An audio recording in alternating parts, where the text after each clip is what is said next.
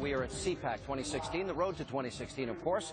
And earlier today, I got a chance to catch up with Wisconsin Governor Scott Walker. The unemployment rate went from 7.7% to 5.2%. Then you've got, let's see, property taxes are down from when you started. You've been in office now over 4 years. Yep. And I look at other, you were facing a $3.6 billion budget deficit. Those are good numbers. Yeah. How does a Republican win in Wisconsin? Because on a presidential level, they haven't won since '84. You got to go big and you got to go bold. I mean, ironically, I had solid support. In fact, I think more than any Republican in the country, I took a higher percentage of the Republican vote this last go-around, and yet I also carried independents by 12 points. Why? Because they want leaders who are going to spell out what they're going to do and then have the courage to act on it. What about Republicans when it comes to, you remember when Ted Cruz was literally standing alone, filibustering the funding of health care, got criticized by his Senate colleagues. What was your reaction to that? Was he right? Were the establishment people right? Well, I think you want to do the two together. I mean, part of the unique thing we bring to the table is we don't just fight. Fighting's a good thing, and I respect people who stand up and fight in principle, but you also got to find a way to win, not just at the ballot box, but win in terms of policies. We've won 3 times in 4 years because we showed that we took the power away from the big government special interests, many of which are based just up the way in our nation's capital, and we put it back in the hands of the hardworking taxpayers. People, I think, believe it's not enough just to fight the good fight. They want you to win. Every Republican ran on repealing and replacing. The constitutional authority is the power of the purse. That's in the hands of Congress. Should they use it or should they not use it? Well, I think they absolutely should. And I think now one of the things, particularly now that there's not just the House Republicans, but Senate Republicans, I wrote a memo shortly after the election said, put up or shut up time. It's the same thing I said to my lawmakers 4 years ago when we came in and we went from all Democrat to all Republican. Said, the voters sent us a message. They don't want us to nibble around the edges. They want us to go big and they want us to go bold. Just put up or shut up time. Then, now that we're faced with another opportunity, and it's Department of Homeland Security funding, and of course the president's, I would argue, unconstitutional, illegal executive order on amnesty. So it seems like Republicans in the Senate are beginning to cave. They're talking about a 6-week extension. Should they just say, no, we are not going to bifurcate this. We're going to keep it together, and we're not going to fund it? Well, they've pushed on that. 2 important things. One, I joined the federal lawsuit. I was one of the first states to join with now Governor Abbott, then Attorney General Abbott, to push back on, you're right, the illegal overreach, not just that you or I say, but the president himself said it 22 some times. But we also need to make sure we have Homeland Security. I think you got to tie the two together, and instead of playing on defense, you got to play on offense and put the pressure back on the president and his allies. If you become the president of the United States, you say you're going to tell people what you're going to do and then do it. What are the top 5 agenda items of Governor Walker if he becomes President Walker? Well, I think it's the three buckets I talked about. Growth, dramatically changing and lowering and simplifying the tax code, both for individuals and for job creators out there. Repealing Obamacare, having an all-of-the-above energy policy. All those things are about growth. It's about reform, literally taking major chunks of Washington, putting it out to the states and ultimately to the people, and everything from Medicaid and health care to transportation to even education, where it can go right back to your local school district or your community to take care of your roads or your finances.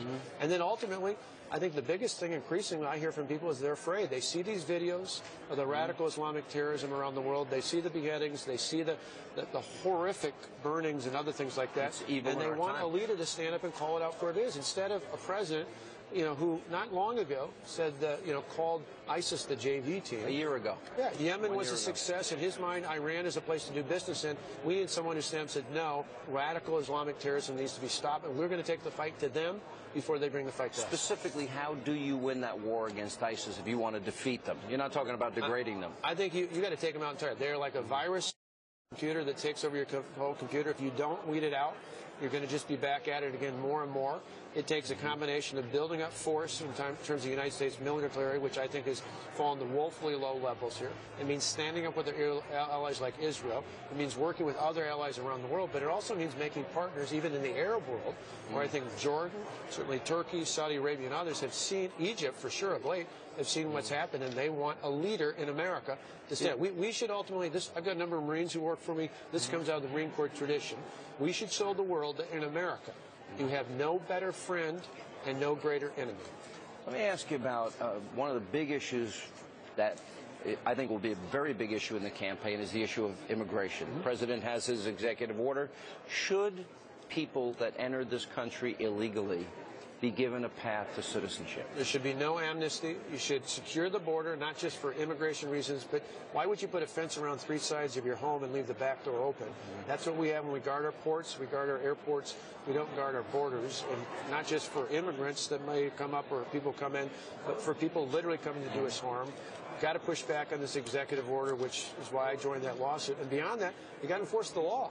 If we put the onus on employers to give them an E-Verify type system where they have access to enforce the law, I think enforcing the law makes So your first priority would be to secure the border? You got it. You cannot, one, because it's a security concern right now because of ISIS and others related to that. But secondly, any of these other things that you can do to fix the broken system, to make the legal system work in America, doesn't work if that opening around your home, in this case the border, is still open. All right, you ready for a rapid fire round? Sure. Gay marriage.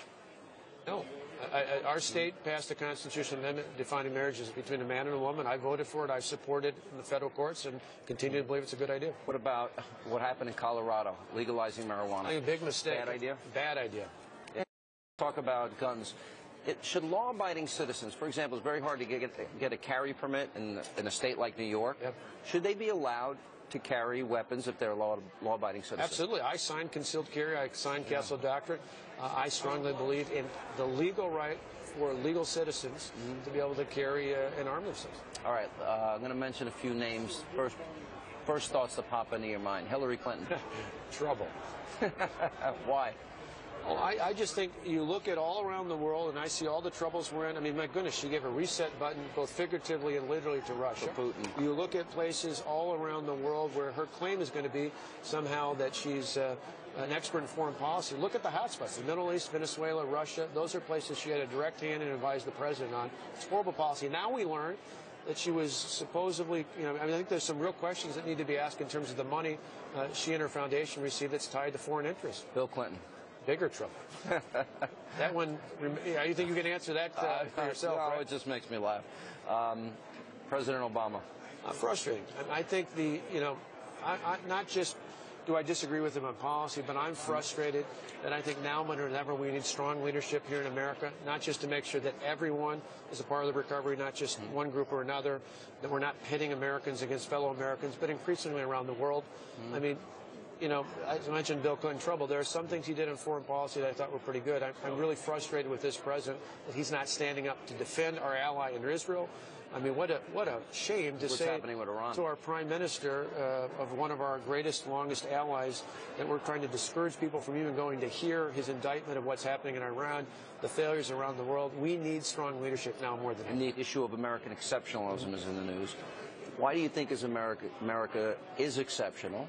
And what do you love the most about it? Well, I mentioned in my speech here today when I went to Philadelphia the first time a few years ago to see that these were ordinary people who did something really quite extraordinary. They didn't just risk their political careers or their business ventures. They risked their lives for the freedoms we hold dear today. What has made America all throughout our history has been there men and women like that, all throughout the ages, who've been willing to stand up and think more about the future of their children and their grandchildren than just about their own political futures. That's what we need now more than ever. As we continue our coverage here at CPAC and the road to 2016, when we come back, we're going to be joined by Senator Rand Paul, Governor Bobby Jindal, and we'll also check in with Dr. Benjamin Carson. It's all straight ahead on the special edition of Hannity.